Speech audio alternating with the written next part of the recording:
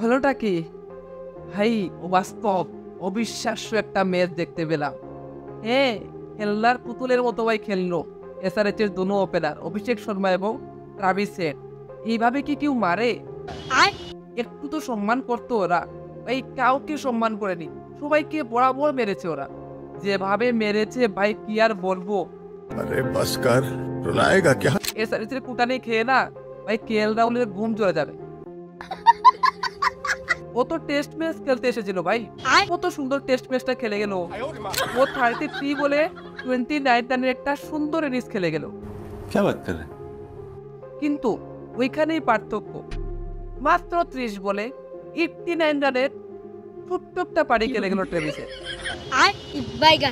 ঠিক আছে না, কেএল রাহুলের কাছে বলবো এটা ছোট্ট একটা পারি, আমি ওর থেকে মাত্র 3টা বল বেশি খেলেছি। ঠিক আছে, ওরা মাত্র আমার থেকে 50-60 রান বেশি বানিয়েছে।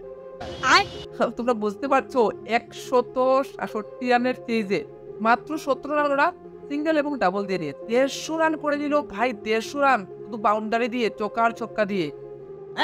ये क्या हो गया? ये क्या सुन रहा हूँ मैं? এটা অসম্ভব কিছু ভাই দেখতে পেলাম আমরা। একটা টিম তো ভাই টেস্ট খেলছিল, আরেকটা টিম আরেকটা টিমের সামনে ভাই টি20ও না টি10 খেলছিল। ওরা ভাই বুঝতেই পারেনি যে টি20 খেলতে এসে ভাই এই ধরনের অবস্থা করে দিল, কি ধরনের ভাই খেলা দিল ওরা। একদম একদম এরকম যদি হয় আমি ভাবছি নেক্সটে কি হবে ভাই।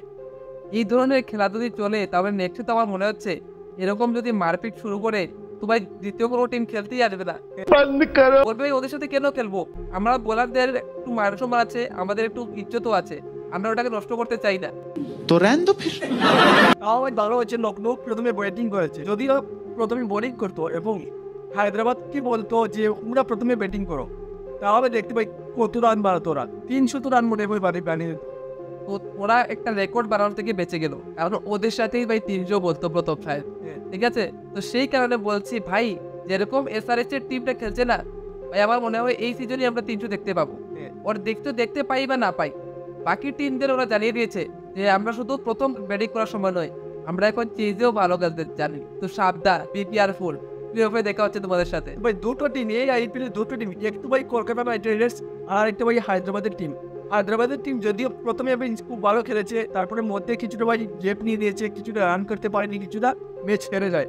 কিন্তু ভাই কালকের ম্যাচ দেখে ভাই সবাই এবার ভয় পেয়ে গেছে। আর ভাই কালকে যেভাবে ব্যাটিং করেছে ওয়েস্ট টেবিলে আবার 3 নম্বরে চলে এসেছে একদম।